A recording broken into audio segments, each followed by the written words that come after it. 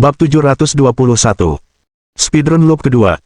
Pada saat itu, tatapan Luban menembus awan seolah-olah dia melihat penguasa kuno di atas bulan. Dia terikat erat di sana, darah merahnya membasahi tanah bulan, mewarnai separuh bulan menjadi merah darah.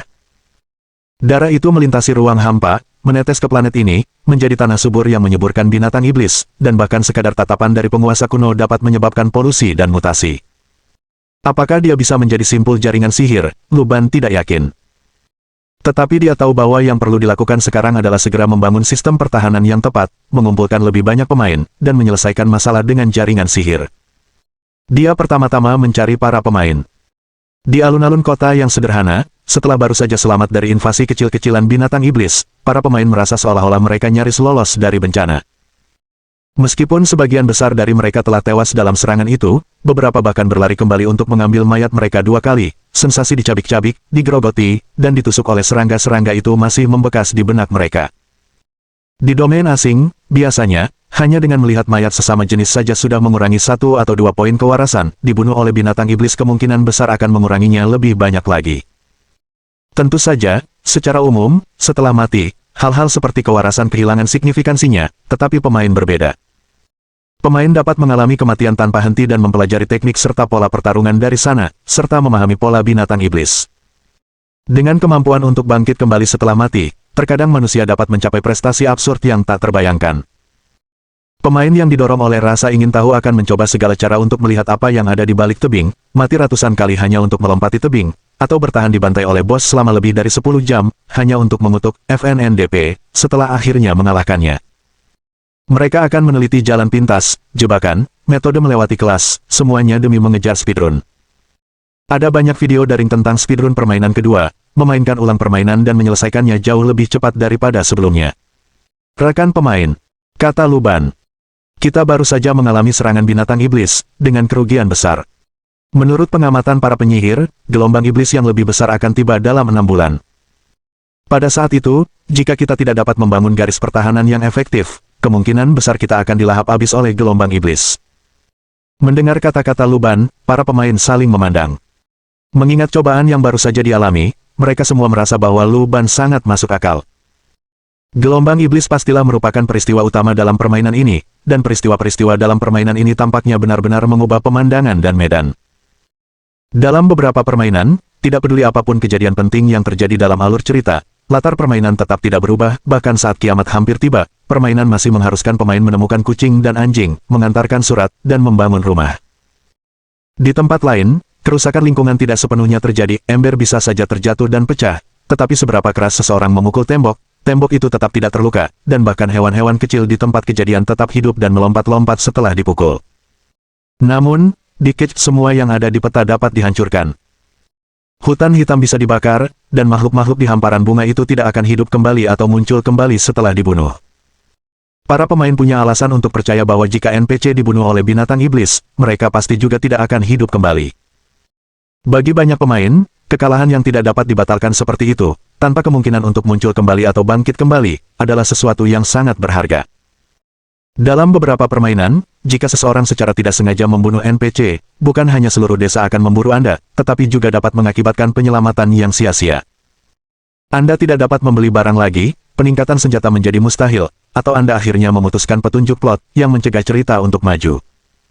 Jadi, pemain sendiri bisa mati tanpa batas, tetapi NPC, yang hanya memiliki 1 nyawa, jauh lebih berharga. Tidak ada yang tahu NPC mana yang mungkin menyembunyikan petunjuk untuk misi sampingan. Jika seorang NPC mati sebelum rahasianya terungkap, itu adalah kehilangan besar. Di saat yang sama, jika peta di sini hancur, semua yang telah susah payah dibangun para pemain akan musnah.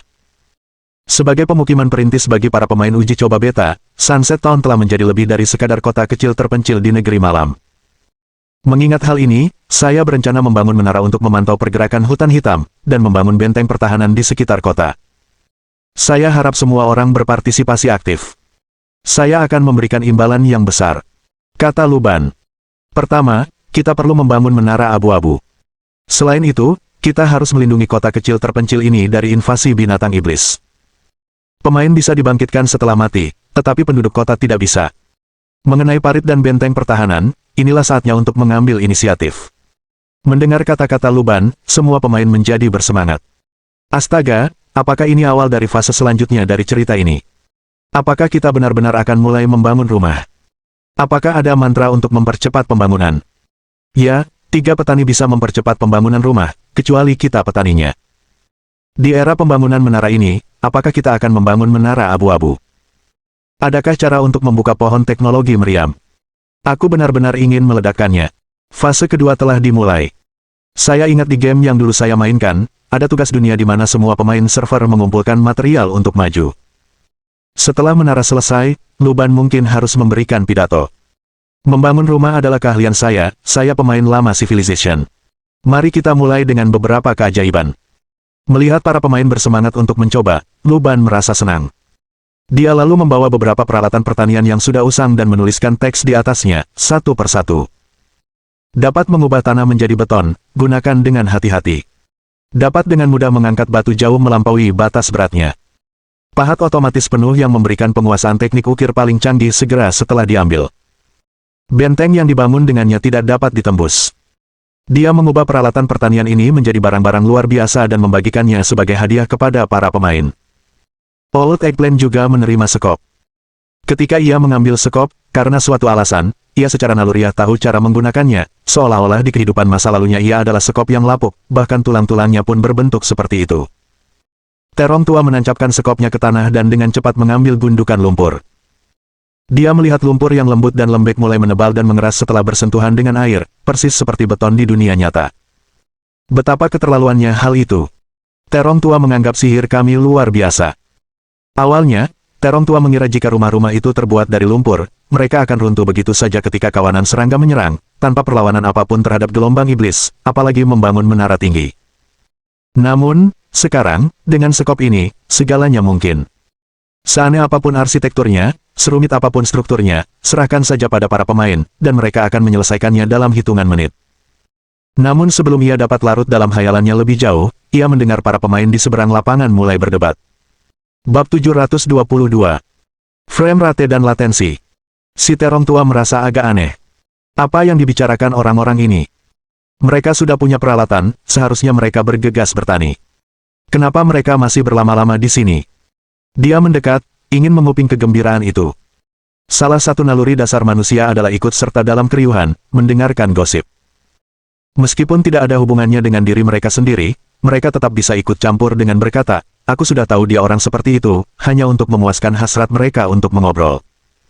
Old Eggplant mendapati bahwa inti dari diskusi para pemain adalah 2 individu. Dia mengenali salah satu di antara mereka, seorang pemain lama, bernama Old C, yang suka memainkan permainan yang tidak biasa dan mengulasnya.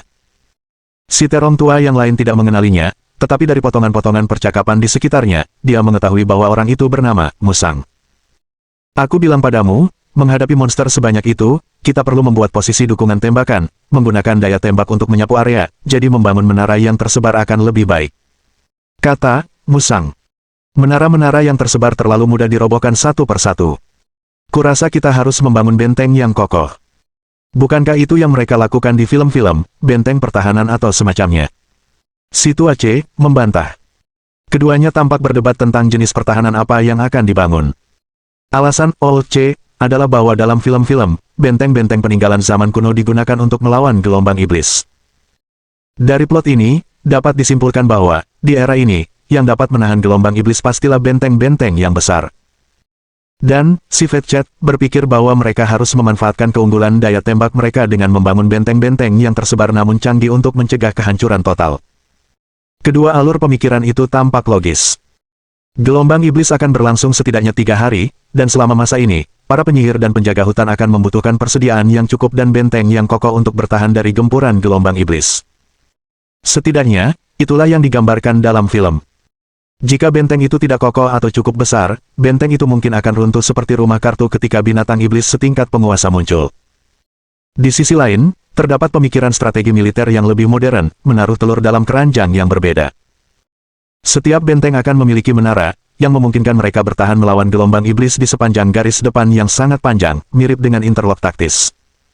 Terong tua, kemarilah, kau yang menilai. Si Terong tua yang tadinya asyik menikmati tontonan sambil mengunyah biji melon, tiba-tiba mendapati sorotan lampu tertuju padanya saat ia dipanggil oleh si Terong tua untuk berbicara. Terong tua awalnya memimpin sebuah tim, lalu memimpin para pemain untuk membersihkan sepetak flora yang dipenuhi binatang iblis, dan berkat kegiatan bercocok tanamnya, reputasinya pun cukup tinggi. Saat ia mengucapkan pernyataan ini, semua pemain menatap Terong tua. Bagaimana kalau kalian berdua berkompromi? Old Eggplant memutuskan untuk menengahi. Bagaimana kita bisa berkompromi? Old C tidak mengerti, dia menginginkan jawaban yang pasti. Lihat, benteng tunggal hanya bisa mempertahankan area terbatas, dan menara yang tersebar terlalu mudah dihancurkan. Kenapa kita tidak punya keduanya saja? Old Eggplant menyarankan dengan santai. Di film, para penyihir berada di benteng-benteng besar, dan di sekelilingnya terdapat menara pengawas, benteng-benteng yang lebih kecil. Dengan begitu, obor roh yang mereka nyalakan dapat menjangkau area yang luas, dan mereka dapat saling mendukung. Bukankah itu ide yang bagus? Kata-katanya membuka mata. Kedua pemain yang sebelumnya berdebat tiba-tiba terdiam. Keduanya merenung sejenak dan merasa bahwa Old Eggplant cukup masuk akal. Benteng utama dan beberapa benteng kecil yang tersebar di sekitarnya, bukankah itu seperti kelompok tempur kapal induk? Dengan pemikiran ini, kedua pemain saling memahami sudut pandang masing-masing. Mereka segera berdamai dan mulai merencanakan bersama. Terong tua tidak memperdulikan mereka, yang memenuhi pikirannya adalah menara observasi. Jika tebakannya benar, menara observasi ini pastilah cikal bakal Grey Tower. Sensasi membangun sendiri bangunan legendaris Night Country membuat Old Eggplant dipenuhi emosi. Saat memikirkan itu, dia merasa sangat tidak berarti. Seolah-olah dia berdiri di dalam garis besar sejarah yang luas, di mana di depannya terbentang berabad-abad gelombang iblis yang secara gegabah merusak dunia, dan di belakangnya, serangan balasan besar yang akan segera terjadi. Dan dia hanya akan meninggalkan jejak kecil di tengah semua itu. Perasaan ini membuncah dalam dada si Terong tua, membuat jantungnya berdebar kencang. Akan tetapi, saat ia hendak memamerkan ototnya dan berusaha memasang batu bata pertama Grey Tower, Old Eggplant menyadari bahwa Morning Star miliknya hampir kehabisan baterai. Dia tidak punya pilihan selain keluar dari permainan, melepas helm, dan menaruhnya di pengisi daya untuk diisi ulang. Baru saat itulah Old Eggplant benar-benar mengerti mengapa daya tahan baterai perangkat itu sangat buruk dan mengapa harus diisi penuh pada pengisi daya khusus sebelum digunakan, yang tidak mengizinkan pengisian daya saat bermain. Jika seseorang benar-benar tidak bisa keluar, Old Eggplant khawatir ia mungkin ditemukan meninggal di tempat tidurnya setelah 2 atau 3 hari, baterainya habis, lampunya padam. Luban telah menerapkan fitur ini untuk melindungi keselamatan semua orang, dan hal itu benar-benar membuat Old Eggplant menitikkan air mata. Terlebih lagi, setelah bermain beberapa saat, Old Eggplant menyadari hal lain, frame rate dan latensi dalam permainan tersebut sangat stabil. Jangan bahas frame rate-nya. Old Eggplant, dengan matanya yang mirip saringan, pasti langsung menyadari kalau ada fluktuasi signifikan. Konon, beberapa pemain sangat sensitif terhadap frame rate, mampu membedakan frame rate hanya dari sebagian rekaman mentah. Meskipun Old Eggplant tidak se-ekstrim itu, ia tetap bisa merasakan perbedaannya. Latensi, di sisi lain, merupakan masalah yang tak terelakkan dalam game daring. Saat bermain game daring biasa, Old Eggplant akan mengalami latensi berkisar antara 6 milidetik hingga 50 milidetik. Dalam keadaan normal, ia merasa 35 milidetik sudah cukup tinggi, dan beberapa pemain bahkan merasakan perbedaan penundaan hingga 5 milidetik. Beberapa produsen game bahkan mengambil jalan pintas, pernah suatu kali Old Eggplant merasa ada yang salah dengan latensi gamenya. Mesinnya menunjukkan 22 milidetik, tetapi pencarian daring mengungkapkan bahwa latensinya sebenarnya 35 milidetik, yang benar-benar di luar grafik. Tapi dengan kit frame rate-nya stabil, latensinya hampir tak terasa. Si Terong tua mulai bertanya-tanya apakah ia tinggal tepat di atas ruang server Silence Games. Setelah mandi dan makan camilan, Old Eggplant membuka halaman web dan melirik forum. Mereka sudah mulai merekrut pemain gelombang kedua. Old Eggplant melihat pengumuman utama forum tersebut. Setelah mengklik pengumuman itu, si Terong tua membacanya. Pengumuman itu mirip dengan yang pertama, hanya saja kali ini disebutkan bahwa pemain dengan keahlian di bidang arsitektur, teknik, telekomunikasi, dan sejenisnya akan diprioritaskan. Di bawah pengumuman tersebut terdapat tumpukan balasan seperti biasa. Saya di sini cuma mau main game, dan sekarang saya harus tahu cara membangun rumah, apa standar pemain sudah setinggi ini. Hahaha, anjing teknik sipil akhirnya punya momennya, hahaha. Ini menjadi terlalu nyata, kudengar kelompok pemain pertama sudah mulai membangun benteng. Apakah Luban melakukan ini untuk menguji sesuatu, seperti batas mesin fisika permainan? Kudengar pakar teknologi dari perusahaan sebelah sudah berencana untuk mengajukan aplikasi uji coba, apa orang-orang hebat yang menguasai teknologi inti ini benar-benar akan bersaing dengan kita, para pemain biasa, apa mereka tidak malu? Mungkinkah Luban benar-benar sedang berburu kepala? Jika para pemain ini bermain, apakah mereka akan kembali bekerja? Aku tidak terpilih terakhir kali ini aku harus masuk. Luban, pilih aku dengan keras. Bab 723. Kecoa Selatan. Di forum, banyak pemain juga mulai mengetik sebagai tanggapan. Mungkin karena mereka baru saja mengalami pertempuran sesungguhnya, dan misi dengan cepat memasuki fase kedua, para pemain, penuh gairah, juga ingin membanggakan dan membandingkan. Bermain game adalah tentang kegembiraan batin, menantang tingkat kesulitan itu mengasyikkan, grinding itu mengasyikkan, mendapatkan loot itu mengasyikkan, dan menyombongkan diri kepada orang lain juga merupakan sejenis sensasi. Khususnya bagi beberapa ratus pemain batch pertama beta tertutup, status itu adalah sesuatu yang diimpikan oleh para gamer di seluruh dunia. Akan sangat disayangkan jika tidak memamerkannya. Old Eggplant menyadari di forum ada postingan yang jelas-jelas dibuat oleh pemain asli. Cage benar-benar hebat, baru saja mengalami serangan binatang iblis pertama, dan merasa senang. Serangan binatang iblis pertama di kota Sunset, bagaimana aku bisa bertahan? Kau tidak tahu bagaimana rasanya berhadapan langsung dengan binatang iblis itu. Si terong tua mengklik postingan terakhir. Poster itu tampaknya tidak bergabung dengan Old Eggplant dalam melawan binatang iblis di ladang bunga. Ini adalah pemain produksi, yang berfokus pada pertanian dan membuat beberapa peralatan kecil. Petik 2. Serangga-serangga itu semuanya tampak mengerikan, seperti laba-laba biasa yang diperbesar beberapa kali. Bayangkan, laba-laba sebesar anjing berkaki 8 merayap ke arahmu, kepala mereka penuh dengan mata yang padat dan penuh. Dan ada ratusan laba-laba seperti itu. Aku jamin mereka yang ketakutan melihat kecoa di selatan akan langsung pingsan jika melihat pemandangan ini. Poster tersebut menggambarkan serangan binatang iblis baru-baru ini dengan jelas, membuat orang menduga bahwa ia mungkin seorang penulis fiksi daring atau pembuat konten dalam kehidupan nyata. Tentu saja banyak orang yang skeptis dengan deskripsinya. Di bawah postingannya, banyak yang menggodanya. Mereka cuma serangga, bertingkah seolah-olah kita belum pernah melihatnya. Aku sedang menangkap belalang di ladang, padahal si pengirim pesan mungkin bahkan tidak tahu di mana itu. Apa yang perlu ditakutkan dari kecoa selatan? Dulu aku tinggal di Bungalok, dan aku harus membunuh beberapa dari mereka setiap hari. Apa yang perlu ditakutkan dari serangga-serangga itu? Satu datang, saya tebas satu kelompok datang, saya tebas satu kelompok. Saya lihat di film-film, mereka membasmi serangga berhamburan. Apakah pemain beta tertutup kalian bagus? Kalau tidak, biar kami, yang benar-benar bisa bermain, yang mengambil alih. Pelajari sihir, beli perlengkapan. Setelah kamu menguasai sihir, melawan monster itu mudah, tinggal combo saja, dan yang tersisa cuma seperti memotong rumput. Kenapa aku merasa kalian para pemain beta tertutup kesulitan sekali? Kalian sudah bermain beberapa hari, belum naik level. Hanya beberapa pemain yang menjelaskan bahwa permainan ini memiliki kurva pertumbuhan yang panjang, dan beberapa hari saja sudah cukup untuk membiasakan diri dengan dunia ini. Beberapa game juga dipasarkan dengan realitas sebagai daya tarik utama, misalnya, menunggang kuda, yang di game lain cukup dengan menekan tombol, akan dibagi menjadi beberapa langkah yang harus dilakukan pemain. Dan telah terbukti bahwa realisme yang berlebihan seperti itu tidak efektif di platform tradisional karena pada akhirnya pemain datang untuk bermain game, bukan untuk merasakan kehidupan. Namun dalam realitas virtual, semuanya benar-benar berbeda. Seperti terong tua, ia merasakan kecepatan reaksinya meningkat pesat di dunia nyata, dan daya tahannya terhadap aktivitas fisik juga menjadi jauh lebih kuat. Sederhananya, meskipun tubuhnya belum menjalani pelatihan yang sesuai, semangatnya telah bertumbuh. Jiwanya menjadi lebih kuat, terutama setelah menghadapi banjir bak itu. Si terong tua merasa bahwa sekalipun ada mobil yang melaju lurus ke arahnya sekarang, ia tidak akan terlalu panik, dan bahkan mungkin punya cukup waktu untuk bereaksi dan menghindar. Rasa pertumbuhan ini seperti beberapa game aksi yang membutuhkan banyak keterampilan dan peralatan, di mana pertumbuhan karakternya minimal, tetapi pertumbuhan pemainnya nyata. Meskipun umpan baliknya lebih lambat, rasa pencapaiannya lebih kuat. Para pemain Cloud merasa bahwa keterampilan para pemain beta tertutup kurang, dan menyebut mereka sebagai pemain baru, tetapi Old Eggplant mengejek orang-orang ini karena mereka tidak tahu apa sebenarnya Prison Cage itu.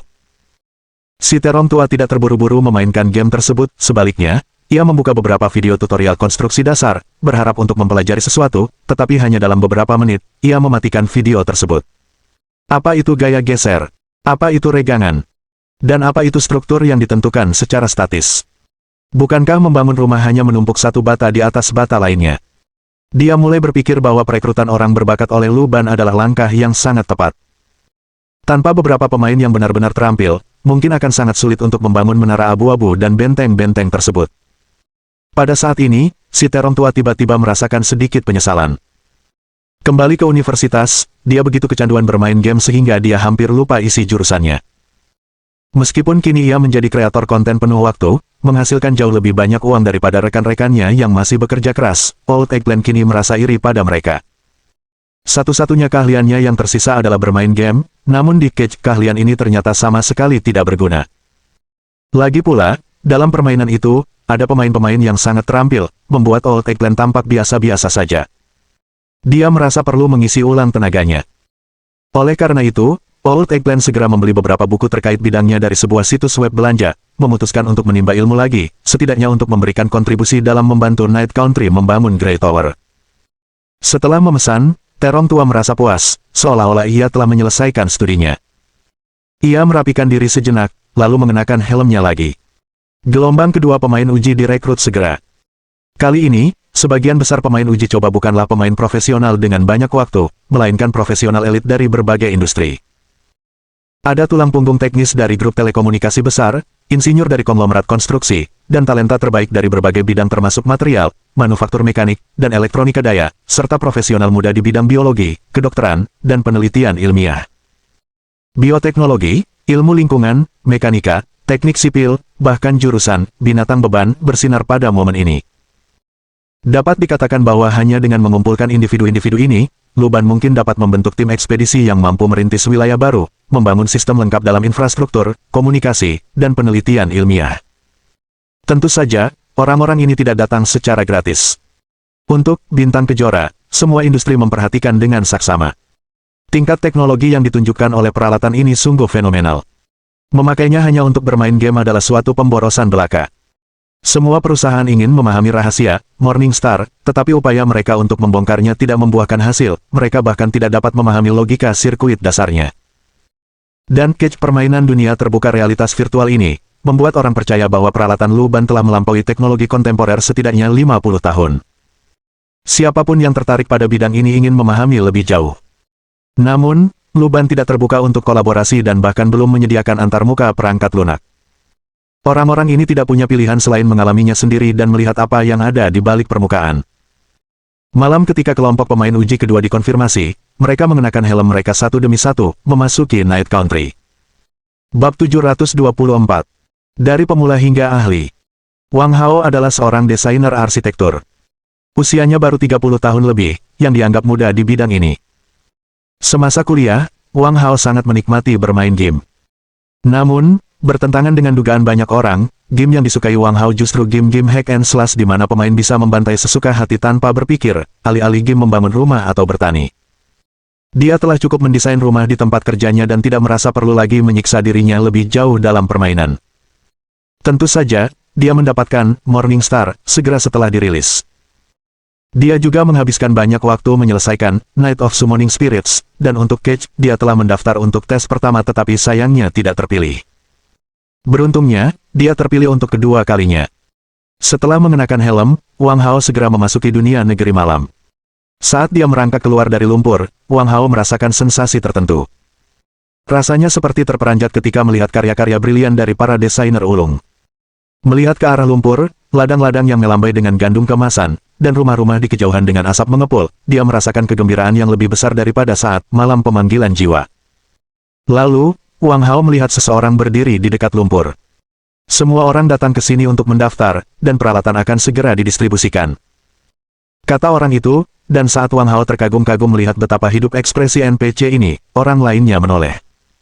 Berhenti mencari, aku juga seorang pemain. Kata orang lain, rupanya banyak yang salah mengira itu NPC. Wang Hao segera meminta maaf, menyadari bahwa ini pasti salah satu penguji beta kelompok pertama. Dia telah mengerjakan pekerjaan rumahnya sebelum memasuki permainan dan mengetahui bahwa para pemain menghadapi invasi gelombang iblis dan perlu membangun benteng untuk menangkis monster, serta membangun sistem sihir dan memproduksi penyihir secara massal. Wang Hao tidak meneliti sihir, tetapi dia sangat terampil dalam membangun. Siapa di sini yang ahli dalam arsitektur, teknik sipil, desain? Tanya pemain yang bertugas menerima. Wang Hao buru-buru mengangkat tangannya, memperhatikan beberapa orang lain melakukan hal yang sama. Ia mengenali salah satu dari mereka sebagai anggota kelompok konstruksi lain, mereka adalah alumni yang sudah beberapa kali bertemu, tetapi ia tidak mengenal yang lainnya. Baiklah, kalian ikuti dia. Pemain yang bertugas menerima menunjuk orang lain di dekatnya. Wang Hao dengan patuh mengikutinya dari belakang sambil melihat sekeliling. Meskipun saat itu ia merasa seperti seorang buruh, permainannya terlalu mengesankan, dan keingintahuan Wang Hao mengalahkan segalanya. Ini markas desain benteng dan menara abu-abu. Kalian semua pasti ahli di bidang ini, kan? Mau lihat dulu rencana desainnya. Pemandu membawa mereka ke sebuah gubuk lumpur yang miring, tempat beberapa pemain berkumpul mengelilingi sebuah meja besar. Di atas meja itu terdapat selembar perkamen. Wang Hao meliriknya dan menyadari bahwa itu adalah peta wilayah sekitarnya. Para pemain baru saling memandang, diam, dan hanya mengamati peta. Wang Hao tiba-tiba merasakan tekanan wawancara kerja, seolah-olah penguji pertama itu adalah pewawancara. Ia mencermati rancangan desain tersebut dengan saksama. Ia belum pernah menemukan struktur benteng seperti itu sebelumnya, sekolah mana yang mengajarkan cara membangun benteng. Ia tidak memiliki pengalaman desain yang relevan dalam pekerjaan sehari-harinya dan hanya dapat mengandalkan pengetahuan profesionalnya untuk analisis. Struktur ini mungkin tidak cukup kuat, apakah menurutmu kita harus memperkuatnya? Wang Hao, melihat orang lain tidak berani berbicara, menunjuk ke bagian tertentu dan berkata, ada lagi. Respons dari yang lain sangat tenang, seolah-olah mengharapkan saran semacam itu. Dengan berani, Wang Hao menunjukkan beberapa kelemahan lainnya dan menyampaikan pemikirannya. Pemain baru lainnya juga terinspirasi oleh Wang Hao dan mulai berdiskusi dengan penuh semangat. Ruangan itu dengan cepat terisi dengan suasana yang hidup. Dengan menara abu-abu di tengahnya, kita bisa menyebar keluar menuju hutan, membangun benteng-benteng kokoh dan menara pengawas yang tersebar. Skema desain seperti itu seharusnya tidak akan menimbulkan masalah. Setelah mengatakan ini, Wang Hao melihat reaksi beberapa orang itu. Merasakan tatapan Wang Hao padanya, Paul Che merasa seperti ditusuk-tusuk jarum. Dia bukan seorang profesional konstruksi pada awalnya, dan pengetahuannya tentang membangun hanya terbatas pada beberapa permainan kerajinan bertahan hidup. Dihadapkan dengan individu yang berpendidikan akademis, ia tidak berani berbicara sembarangan karena takut terlihat lemah. Bagaimanapun, dia adalah salah satu pemain lama angkatan pertama, dan dia tidak boleh kehilangan muka di hadapan pemain baru. Namun kini dia masih perlu menanggapi dengan cara tertentu. Situasi hanya bisa berdeham. Semua orang di sini adalah pakar teknik sipil di dunia nyata. Meskipun ini negeri malam, dan mungkin ada beberapa perbedaan dari kenyataan, pengalaman dan keahlian kalian tetap sangat penting. Mari kita bekerja keras bersama. Baiklah, tentu saja. Wang Hao menghela napas lega, tampaknya dia telah lulus. Pandangannya kemudian kembali ke desain di atas meja, dan menara tinggi di tengah peta tampak seperti bangunan inti wilayah ini. Namun apa gunanya menara setinggi itu? Itu tidak mungkin hanya sekadar tontonan yang dapat meningkatkan kemampuan atribut semua penduduk di dekatnya, bukan? Dia benar-benar bingung. Di sisi lain, Zhou Changqing, tulang punggung teknis kelompok komunikasi, menghadapi situasi serupa. Dia dibawa ke sebuah desa, dan masuk ke rumah yang tampaknya paling bagus di sana. Duduk di sampingnya adalah beberapa rekannya, sementara di hadapan mereka adalah Xia dan seorang pemuda. Arsitektur ini adalah yang paling umum digunakan. Zhou Changqing menjelaskan sistem komunikasi yang digunakannya dalam menanggapi permintaan pihak lain, tidak yakin apakah mereka puas. Bagaimanapun, ini adalah dunia sihir, tidak diketahui apakah teori komunikasi dunia nyata akan berlaku di sini. Apakah kamu baru saja mengatakan bahwa kamu pernah membangun jaringan komunikasi dari nol? Benarkah itu? Pemuda itu tiba-tiba bertanya. Ya, saya pernah terlibat dalam upaya pembangunan dukungan sebelumnya. Saya membangun sistem komunikasi di hutan hujan tropis, mulai dari nol. Zhou Changqing menceritakan pengalamannya dalam bantuan konstruksi. Bagi kelompok komunikasi seperti dirinya, dikirim ke luar negeri adalah hal biasa, membantu di Afrika atau daerah tertinggal untuk membangun jaringan komunikasi, dan bertemu dengan berbagai macam flora dan fauna. Jadi berpartisipasi dalam pengujian permainan juga seperti tugas luar negeri bagi Zhou Changqing, kecuali tujuannya bukanlah bumi melainkan dunia lain virtual. Namun, pikir Zhou Changqing, membangun sistem komunikasi di dunia seperti itu ibarat sesuatu yang berada di alam fantasi. Terima kasih sudah berbagi. Saya punya beberapa materi dasar yang ingin Anda baca, semuanya sangat mendasar. Saya harap saat kita bertemu besok, semua orang akan memiliki pemahaman yang lebih konkret tentang tujuan kita. Pemuda itu tampak tidak sehat karena dia batuk beberapa kali, lalu menyerahkan setumpuk perkamen yang dijilid menjadi buklet kepada Zhou Changqing dan yang lainnya. Zhou Changqing masih agak bingung saat mengambil buklet itu, dan melihat bahwa teks di dalamnya diterjemahkan oleh sistem. Sihir, dari pemula hingga master. Bab 725. Konsep konstruksi jaringan sihir. Sihir, dari pemula hingga master. Meskipun agak tidak percaya dengan matanya sendiri, Zhou Changqing memang melihat kata-kata itu tertulis di sampulnya. Apakah dia benar-benar akan belajar sihir? Dia telah melihat ulasan pemain lain pada permainan ini, dan tidak ada yang menyebutkan kemampuan untuk mempelajari sihir. Sekarang, baru saja memasuki permainan, dia telah menerima ajaran sejati, apakah ada semacam kesalahan?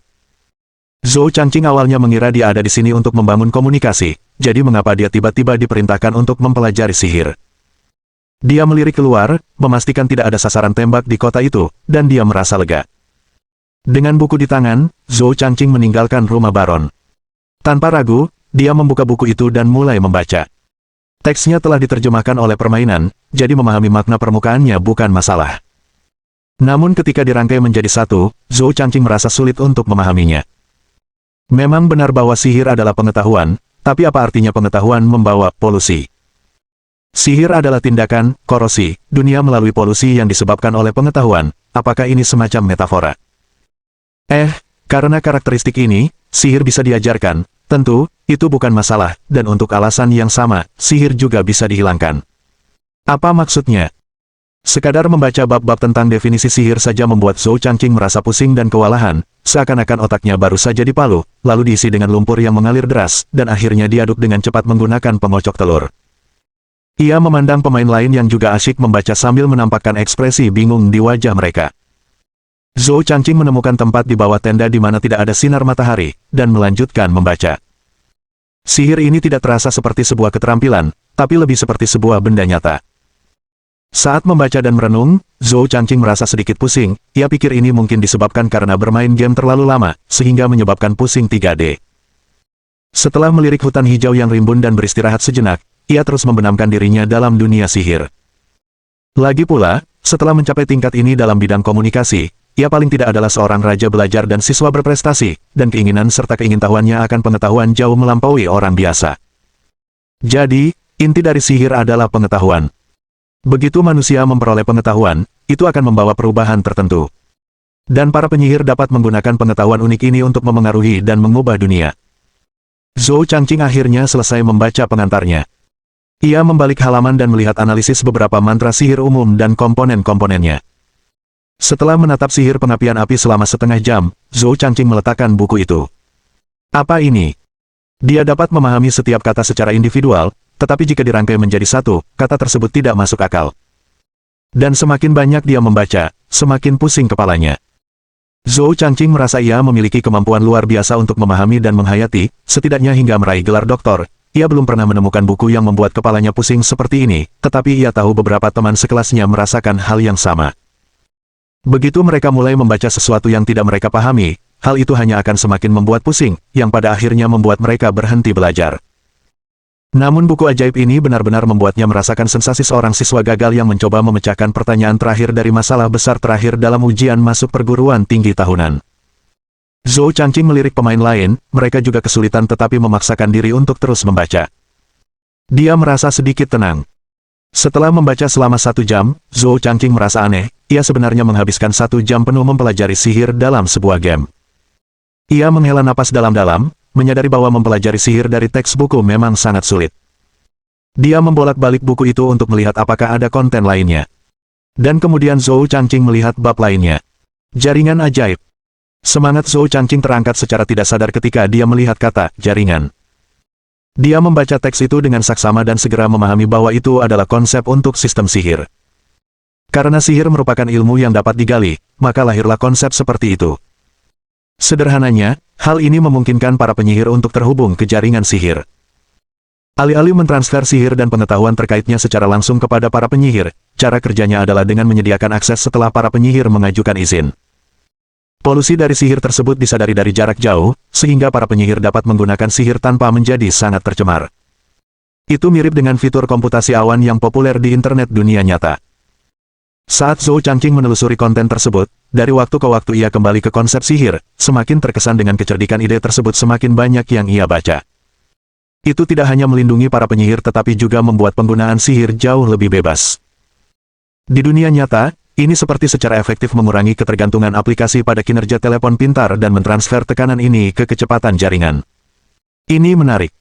Setelah menyelesaikan bagian ini, Zhou Changqing akhirnya mengerti mengapa seseorang seperti dia dibutuhkan dalam permainan.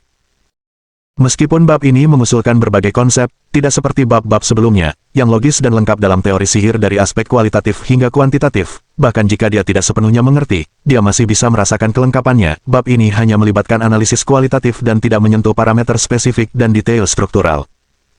Sederhananya, itu adalah ide yang relatif konkret. Seperti yang dikatakan Zhou Changqing dan rekan-rekannya, kita perlu membangun stasiun pangkalan komunikasi di sini, dan akan lebih baik jika dibangun di puncak gunung ini, tanpa menjelaskan secara rinci bagaimana membangunnya, peralatan apa yang digunakan, atau bagaimana menyesuaikannya. Jelas, menurut apa yang dikatakan pemuda itu, Zhou Changqing dan timnya ada di sini untuk melakukan hal itu. Untuk menggunakan hal-hal duniawi guna membangun jaringan sihir. Zhou Changqing tiba-tiba merasakan gelombang inspirasi epik. Ketika mendukung daerah-daerah terpencil dan negara-negara terbelakang, ia sering merasakan hal yang sama. Menyaksikan tempat-tempat yang awalnya tandus dan terbelakang perlahan-lahan terhubung ke jaringan, menyentuh dunia baru, menjual produk mereka, dan bahkan menciptakan industri baru, perasaan mengubah dunia sungguh memabukkan. Hanya saja, Zhou Changqing tidak tahu apakah dunia ini memiliki bahan semikonduktor yang mirip dengan yang ada di dunia nyata. Dia juga tidak mengerti bagaimana cara menggunakan sihir secara khusus, yang mana membuatnya sangat frustrasi karena dia merasa tidak berdaya. Mendengar pemikiran ini, Zhou Changqing menyadari bahwa dia mungkin tidak harus menyelesaikan masalah itu sendirian. Dia menemukan tempat yang aman untuk keluar dari permainan, lalu dengan cepat menyalakan komputernya dan membuka grup obrolan kerjanya. Zhou Changqing, saya sangat membutuhkan rencana pembangunan sistem komunikasi jaringan. Saat itu hari kerja, tetapi sudah larut malam, jadi tidak banyak orang yang sedang online menggunakan perangkat lunak kerja. Karena itu, Zhou Changqing menunggu sebentar sebelum seseorang menjawab. Pak Zhou, bukankah kamu pergi untuk mengikuti tes permainan, kenapa kamu masih khawatir tentang pekerjaan? Ya, bosmu memberimu waktu libur, aku iri sekali. Zhou Changqing melihat godaan rekan-rekannya, tersenyum kecut, dan mengetik. Zhou Changqing, hentikan, saya perlu membangun jaringan sihir dalam permainan, yang berarti waktu lembur dalam permainan bagi saya. Apa? Membangun jaringan dalam game, apa gamenya serealistis itu? Bukankah ini hanya soal mengklik, apakah kamu benar-benar membutuhkan pengetahuan komunikasi? Jadi, bagian tentang perlunya penguji dalam perekrutan game itu nyata, Luban benar-benar membawa realitas ke dalam game. Zhou Changqing, hentikan, aku tidak bisa mengatasinya sendiri, bantulah aku. Ia berpikir dalam hati, dengan tim profesional di belakangnya, apa yang perlu ditakutkan dalam menciptakan jaringan ajaib kecil-kecilan. Dengan pemikiran ini, Zhou Changqing menyadari bahwa ia harus menunjukkan isi buku itu kepada rekan-rekannya, jika tidak, mereka mungkin tidak dapat memahami apa itu sihir. Setelah bolak-balik masuk dan keluar permainan beberapa kali, ia akhirnya berhasil menyusun bab pengantar buku dan mengunggahnya ke grup obrolan kerja. Bab 726. Pionir. Dibandingkan dengan jaringan sihir, membangun benteng ternyata jauh lebih sederhana. Konstanta gravitasi di sini serupa dengan yang ada di alam semesta tempat bumi berada, dan sebagian besar rumus mekanikanya juga berlaku. Setelah melakukan beberapa uji coba sederhana, Wang Hao memulai pekerjaan desain dan konstruksinya. Awalnya dia ingin mendesain menara abu-abu, tetapi setelah mendengar bahwa menara tinggi ini melibatkan, selain struktur fisik normal, aspek sihir, yang tidak diketahui Wang Hao sama sekali, dia harus mengurungkan niatnya. Yang paling ditakutkan oleh para anjing perancang ini adalah klien yang menuntut perubahan tanpa henti. Terkadang, setelah sebuah desain selesai dan dipresentasikan kepada klien, klien akan menunjukkannya kepada teman-temannya, dan kemudian beragam pendapat akan bermunculan. Setelah berjuang melalui beberapa revisi, tepat ketika mereka merasa sudah tepat, klien akan mengatakan bahwa desain aslinya ternyata lebih baik, cukup untuk membuat seseorang muntah darah karena frustrasi. Oleh karena itu, Wang Hao secara alami menghindari bangunan ajaib yang tidak dipahaminya. Hal pertama yang ia arahkan dalam pembangunannya adalah benteng.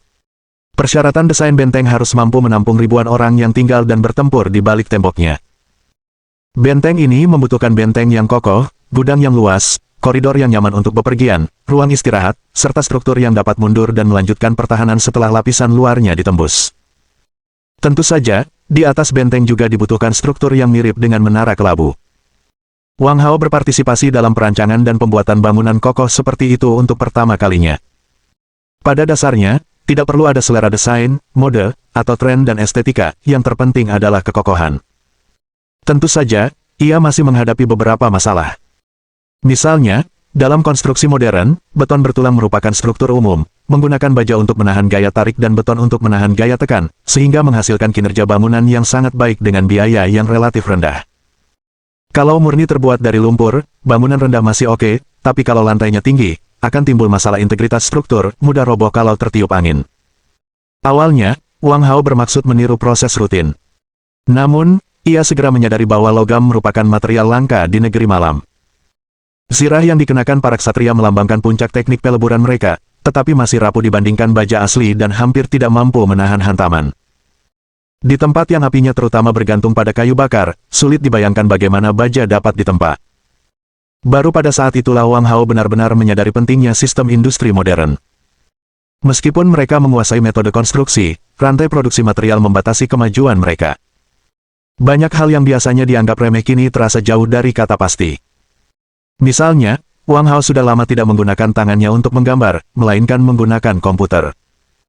Berdiri di atas fondasi benteng, Wang Hao menatap ke kedalaman hutan hitam, berharap para pemain yang menjelajah ke hutan tersebut dapat menemukan biji besi atau sumber daya serupa.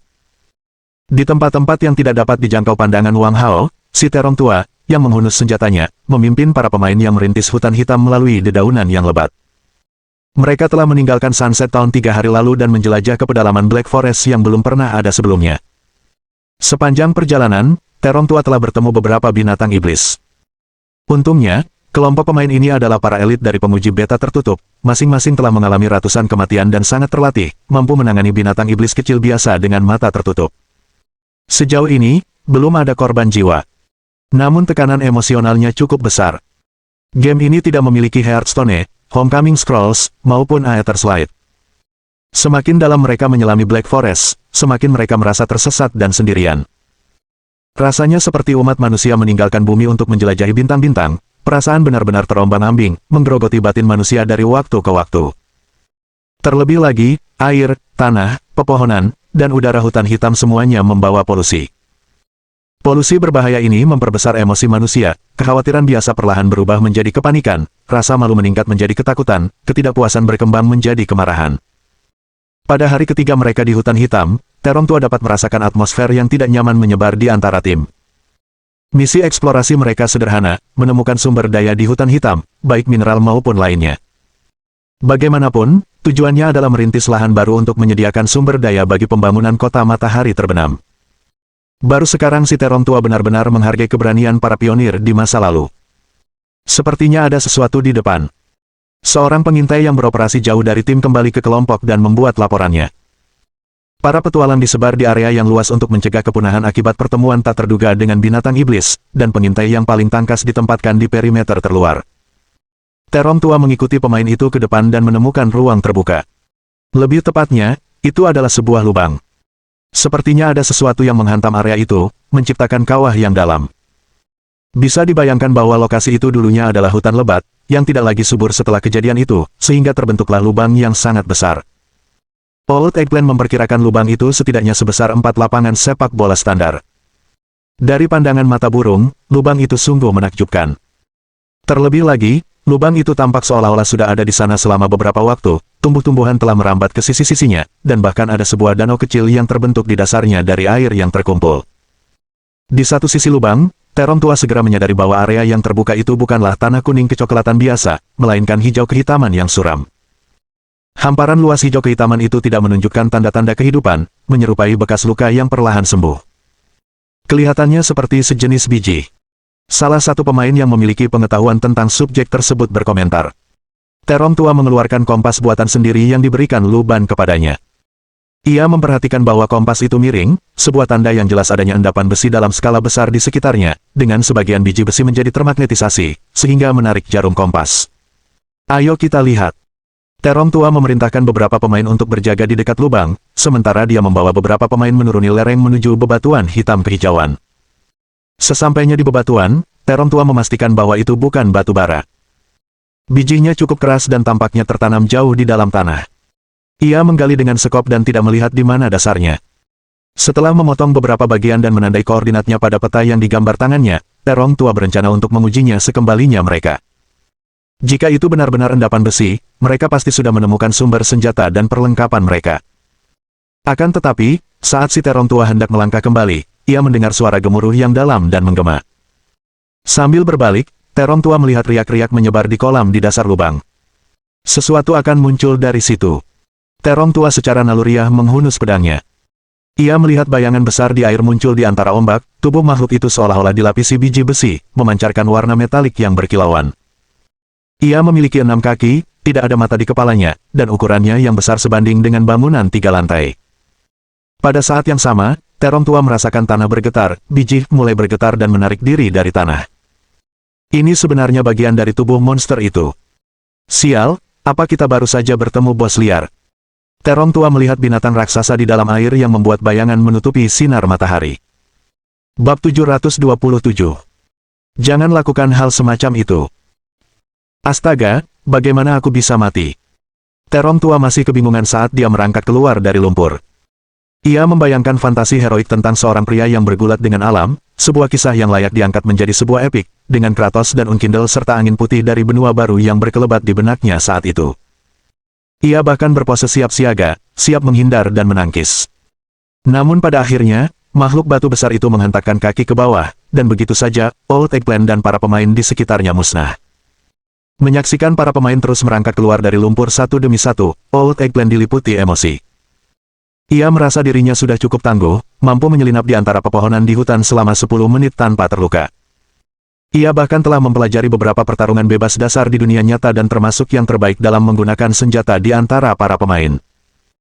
Tetapi meski begitu, melawan monster-monster luar biasa dan raksasa itu, ia tetap saja seperti semut, tidak mampu memberikan perlawanan, dan monster itu mungkin tidak menyadari keberadaannya.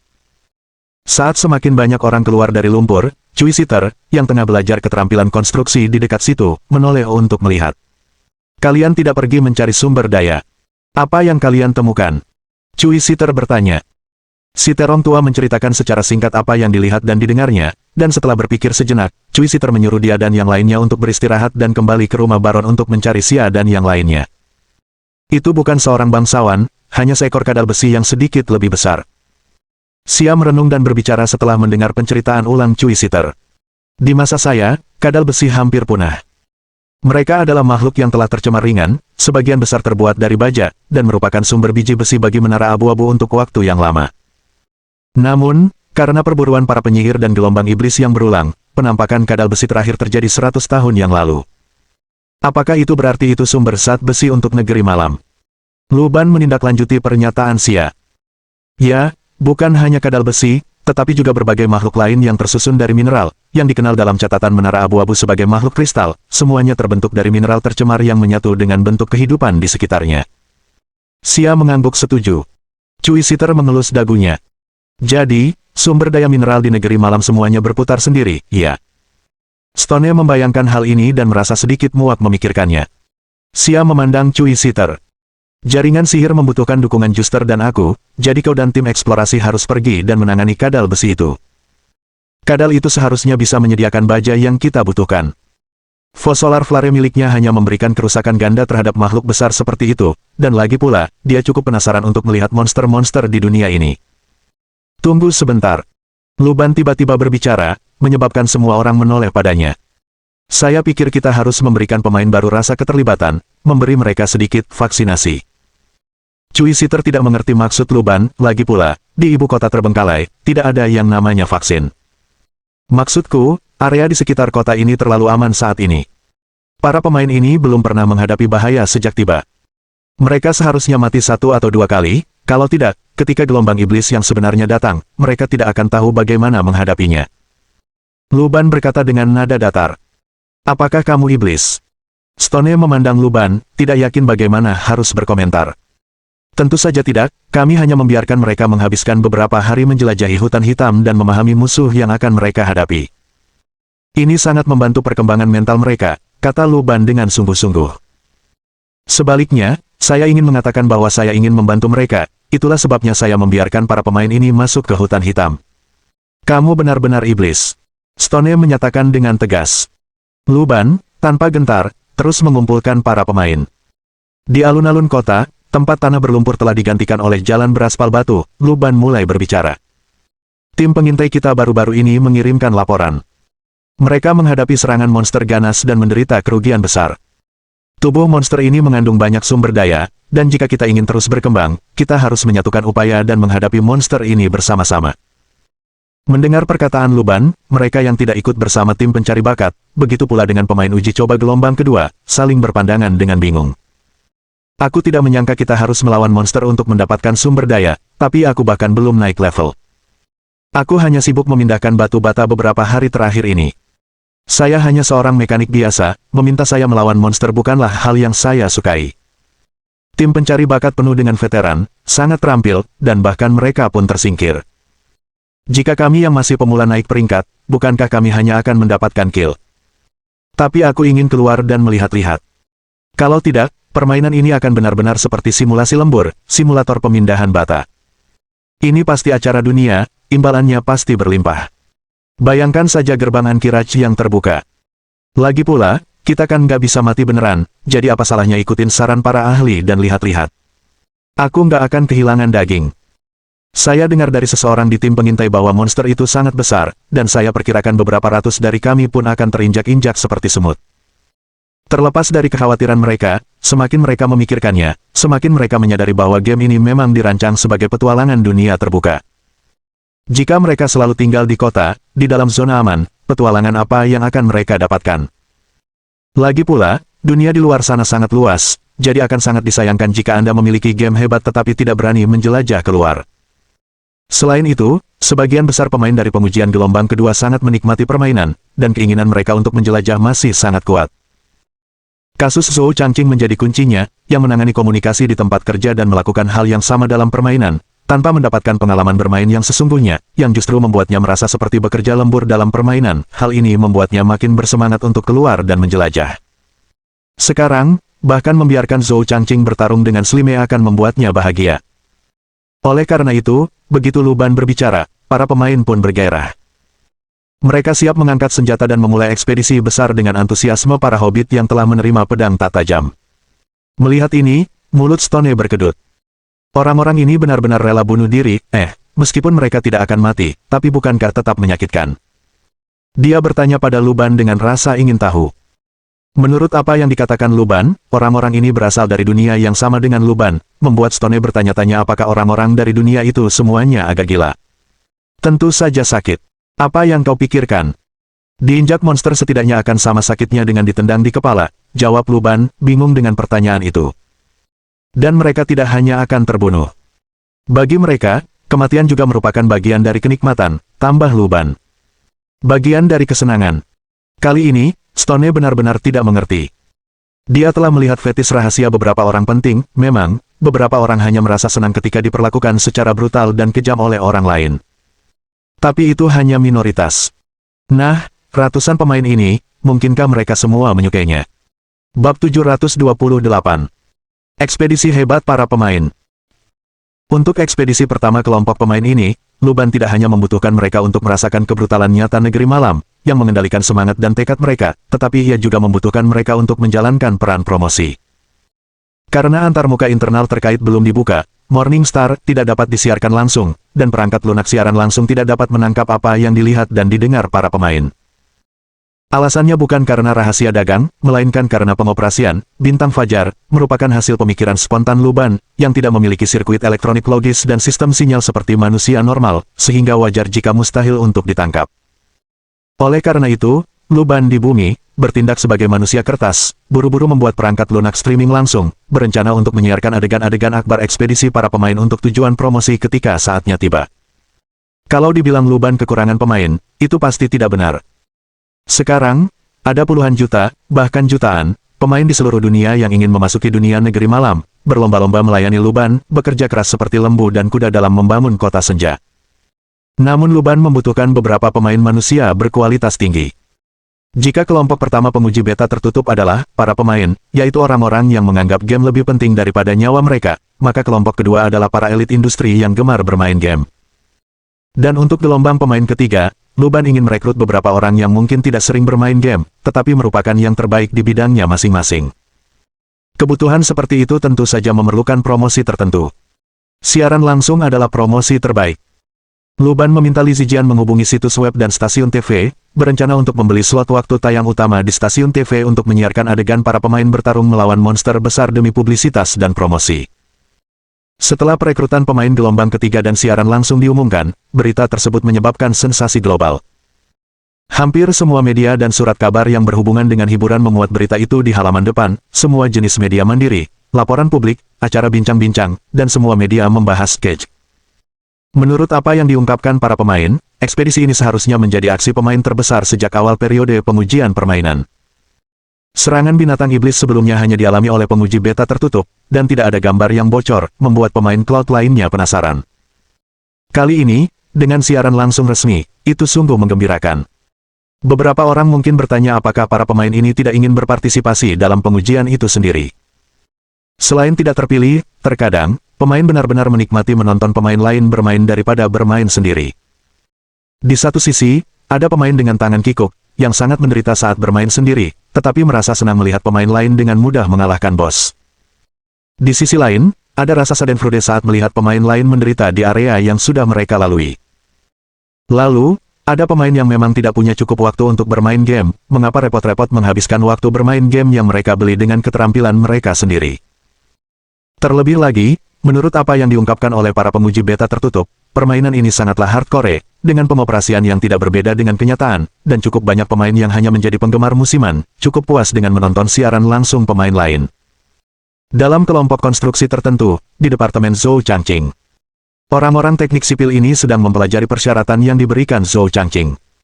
Karena material di Night Country berbeda dari kenyataan, perhitungan yang ada tidak dapat diterapkan secara langsung dan harus diubah.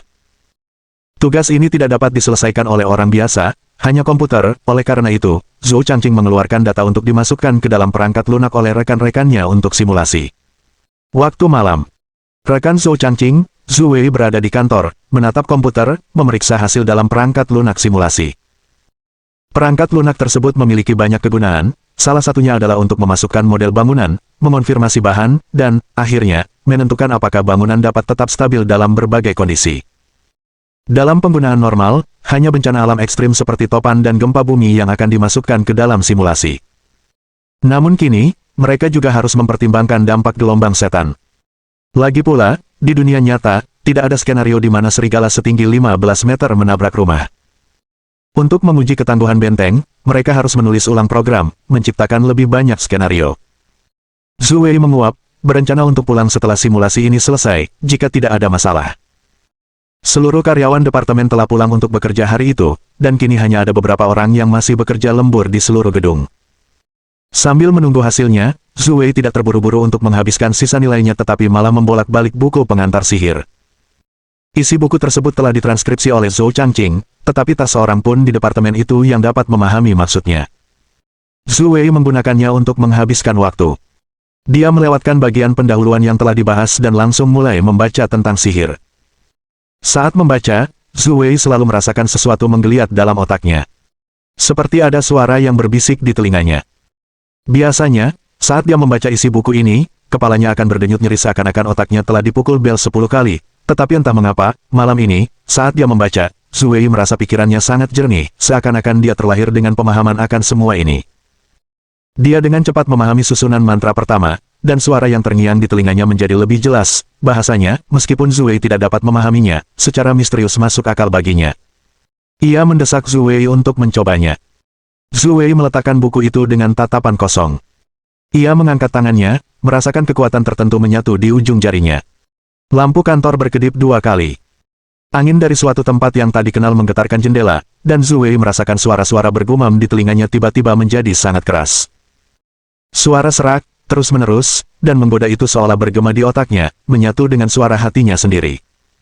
Zhu Wei merasa seolah-olah ada sesuatu yang hendak meledak dari tangannya. Bersamaan dengan itu, sosok seseorang perlahan muncul di belakang Zhu Wei. Tampaknya seorang wanita muda, penuh semangat muda. Saat berikutnya, tepat saat Zhu Wei hendak menjentikkan jarinya, sebuah tangan menutupinya, menahannya dengan kuat. Zhu Wei, dalam keadaan linglung dan mata tak bernyawa, menoleh ke sampingnya. Dia melihat seorang gadis muda memegang tangannya sementara tangan gadis itu yang lain diletakkan di bibir merahnya, sebuah jari diangkat dalam gerakan mendiamkan. Jangan terlalu penasaran, oke? Suara menggoda itu sampai kepadanya, tatapan Zhuwei kosong saat dia mengangguk perlahan. Tak lama kemudian, komputer berbunyi bip. Hasil simulasi perangkat lunak telah keluar. Baru pada saat itulah Zhuwei tersadar. Ia tidak mengerti apa yang membuatnya melamun. Ia memeriksa hasil simulasi, yang sebagian besar konsisten dengan prediksi sebelumnya. Ia menyimpan data, mematikan komputer, dan bersiap pulang. Saat berdiri, Zhuwei menyadari ia telah menginjak sesuatu. Saat melihat ke bawah, ia melihat bahwa itu adalah buku ajaib. Dia buru-buru mengambil buku itu dan melirik isi buku ajaib itu.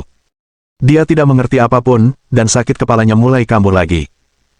Zhuwei menyimpan buku itu dan segera meninggalkan kantor. Bab 729. Memotong perut untuk membuktikan diri. Zheng Li dari Departemen Medis Universitas Xianan sangat menantikan siaran langsung ini. Dia mengisi survei dan mendaftar untuk tes, tetapi sayangnya, dia tidak terpilih menjadi salah satu orang yang beruntung untuk memasuki Night Country. Tak ada jalan lain, dia hanya bisa menonton dari jauh. Namun, Morningstar tidak menyediakan antarmuka streaming langsung, maupun cara untuk merekam video atau mengambil foto dalam permainan, jadi semuanya bergantung pada deskripsi pemain, yang sama sekali tidak memuaskan.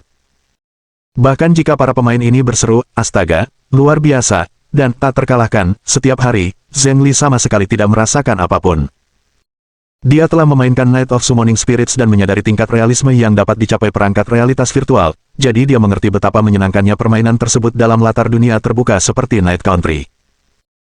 Perasaan ini ibarat melihat seseorang mengambil bahan-bahan yang sangat lezat dan mahal, tetapi tidak bisa melihat proses memasaknya atau hasil akhirnya, atau menciumnya, hanya dengan deskripsi sederhana seperti, tambahkan sedikit garam, didihkan dengan api besar, sungguh menjengkelkan dan membuatnya sangat bersemangat. Setidaknya sekarang Zheng Li bisa menonton siaran langsung. Faktanya, banyak yang yakin bahwa siaran langsung itu bukanlah trik pintar Luban, tetapi sebuah gerakan yang dilakukan karena putus asa. Karena tidak ada cara untuk menyiarkan langsung visual permainan, orang luar selalu mengkritik tingkat penyelesaian Cage. Night of Summoning Spirits mencapai penggambaran sempurna dalam batasan sebuah rumah besar, sementara Night Country, menurut deskripsi pemain, mencakup area yang jauh lebih besar dari sekadar satu ruangan. Dalam kasus seperti itu, volume material dan tekstur yang dibutuhkan sangat besar. Versi awal World of Warcraft membutuhkan waktu 5 tahun bagi ribuan orang untuk mengembangkannya. Berapa lama Cage mengerjakannya? Bagaimanapun, jelas belum 5 tahun, karena 5 tahun sebelumnya, Luban masih mahasiswa yang kurang dikenal, pendahulu Silence Gaming baru saja meluncurkan konsol pertama mereka, dan Jiangcheng Industries bahkan belum terjun ke industri game. Mustahil seluruh sektor ini memiliki cadangan teknologi realitas virtual. Dalam kata-kata para profesional, kreativitas adalah aset yang paling tidak berharga dalam industri ini. Ambil contoh dunia terbuka, yang hanya melibatkan aktivitas yang bisa dilakukan orang di dunia nyata ke dalam sebuah game.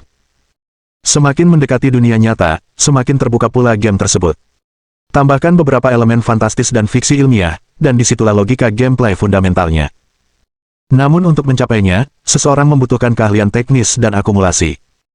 Derajat kebebasan dalam pemodelan karakter, memanjat, melompat, mesin fisika untuk api dan air, serta perubahan cahaya dan bayangan, goyangan hutan saat angin bertiup, jika seseorang ingin memenuhi semua ini, diperlukan tim teknis yang kuat. Terlebih lagi, kemampuan konsol game itu sendiri juga terbatas. Jika seseorang bisa menggunakan superkomputer, maka banyak kode gila bisa dieksekusi, tetapi di bawah sistem pemain, para pengembang harus memeras dan menguras setiap bit memori, memeras CPU, untuk mencapai representasi game yang paling sempurna. Oleh karena itu, sementara industri mengakui kreativitas dan presentasi Luban, apakah teknologinya benar-benar mencapai tingkat itu? Mereka memendam keraguan. Siaran langsung ini dilihat oleh banyak orang sebagai momen Luban untuk membuktikan kemampuannya, untuk memperlihatkan apakah ia benar-benar telah memakan semangkuk mie beras itu, berdasarkan isi siaran langsung tersebut. Tentu saja, ada pula yang bertanya-tanya apakah penolakan Luban untuk membuka antarmuka streaming langsung, dan hanya memilih siaran resmi, menunjukkan ada sesuatu yang ia sembunyikan. Bagaimanapun, itu adalah praktik dasar dalam komunitas game, membuat kesan dengan visual pada konferensi pers tetapi memberikan kualitas yang jauh berkurang dalam permainan sebenarnya, menipu dengan CG, sesuatu yang hampir setiap pengembang lakukan sampai batas tertentu. Sebelum siaran langsung, Luban juga secara khusus merilis video hype pendek. Zheng Li dengan cepat menemukan video ini di Weibo. Konten videonya lugas, menampilkan para pemain berjalan-jalan, membangun, dan menanam tanaman di sebuah kota. Durasinya kurang dari 1 menit, sehingga bisa ditonton berulang kali selama 1 kali perjalanan kereta bawah tanah. Tetap saja, bukankah grafik itu terlalu realistis? Ketika Zheng Li bermain game, meskipun ia merasa grafiknya bagus, ia juga berpikir, mungkinkah visual tersebut merupakan suplemen dari imajinasinya sendiri, dan apa yang sebenarnya ia lihat sedikit lebih rendah, sehingga otaknya secara otomatis mengoreksinya hingga terlihat begitu indah. Cahayanya, teksturnya, gerakannya, kamu yakin itu bukan aksi langsung? Zheng Li segera menggulir ke bawah dan melihat bahwa kebanyakan orang memiliki pemikiran yang sama dengan dirinya, yang membuat pikirannya tenang. Terakhir kali ia melihat grafik yang begitu nyata adalah pada sebuah game balapan tertentu, di mana ia sempat mengira tim produksi telah membawa mobil sungguhan, dan baru setelah mengamati lebih dekat ia dapat mendeteksi jejak CG. Namun tekstur logam tidak dapat dibandingkan dengan kulit manusia, tidak peduli seberapa realistis grafiknya, grafik tersebut tidak dapat disamakan dengan kenyataan. Jadi, Zheng Li mengira bahwa Lu Ban pasti telah menyewa aktor untuk video promosi dan memperindahnya dengan efek khusus terkenalnya agar tampak seperti bagian dari permainan. Meskipun beberapa pemain mengunggah postingan di media sosial dan mengklaim itu adalah permainan sungguhan serta mengunggah foto perangkat mereka sendiri untuk membuktikannya, sebagian besar tetap percaya itu tipuan. Semua perdebatan mengarah ke siaran langsung, orang-orang menunggu siaran langsung Lu Ban, penasaran untuk melihat kualitas permainan sebenarnya dan apakah itu benar-benar luar biasa seperti yang digembar-gemborkan. Untuk mengetahui apakah itu keledai atau kuda, ajak saja ia berjalan-jalan. Pukul 8 malam, waktu utama. Zheng Li meluncurkan ruang streaming langsung resmi di situs web Golden Day Video. Ruangan itu penuh sesak, ia berganti-ganti server sebelum menemukan satu yang tidak terlalu lambat. Meskipun begitu, rentetan komentar begitu padat sehingga ia harus memasang filter dan pemblokiran agar bisa melihat layar dengan jelas, tingkat aktivitas yang hanya sebanding dengan tim nasional yang lolos ke Piala Dunia. Hitungan mundur terus berdetak di layar, dengan beberapa desain konsep dari Night Country perlahan meningkatkan antisipasi. Tepat pukul 8, layar menjadi gelap, dan siaran langsung dimulai. Zheng Li segera memblokir semua komentar agar tidak menghalangi pandangannya, yang menyebabkan bagian komentar di sebelah kanan bergulir tanpa henti, seperti ratusan orang bersepeda unicycle pada saat yang sama. Hal pertama yang dilihatnya adalah hutan. Hutan yang gelap dan misterius, tampak hidup, langsung menarik seluruh perhatian Zheng Li, dia bahkan tidak menyadari bahwa komentar-komentar yang dibacanya terhenti saat gambar itu muncul. Meskipun itu hanya hutan biasa, ia memancarkan rasa tekanan yang luar biasa, seperti tsunami yang akan menerjangnya. Zheng Li melihat komentar-komentar di sebelahnya sedikit demi sedikit diperbarui. Pengingat ramah, Anda bisa bernapas sekarang. Setelah melihat ini, Zheng Li menyadari bahwa dia sebenarnya lupa bernapas. Dia menyaksikan saat kamera menyorot, memasuki hutan. Berkelok-kelok melewati hutan berlapis-lapis adalah prosesi orang-orang berpakaian kain, memegang berbagai senjata, tampak berhati-hati dan serius. Zheng Li dengan cepat mengidentifikasi beberapa di antara mereka sebagai pemain yang sebelumnya telah membuktikan pengalaman mereka. Tidak peduli bagaimana penampilannya, mereka adalah orang sungguhan di layar. Apakah Lu Ban bermaksud memutar film laga langsung di hadapan seluruh dunia dan menipu penonton? Zheng Li bingung dan terus menonton. Bab 730. Menjual dengan kerugian untuk mendapatkan perhatian pasar. Dalam permainan, Zhou Changqing tidak punya waktu untuk memikirkan pendapat pemirsa, dia sangat gugup. Dia tidak pernah menjalani pelatihan tempur formal, dan bahkan belajar cara menggunakan pedang dari pemain lain. Menempatkan orang seperti itu di medan perang, bukankah itu sama saja dengan mengirimnya menuju kehancurannya? Namun, Zhou Changqing juga sangat ingin menjelajahi hutan hitam.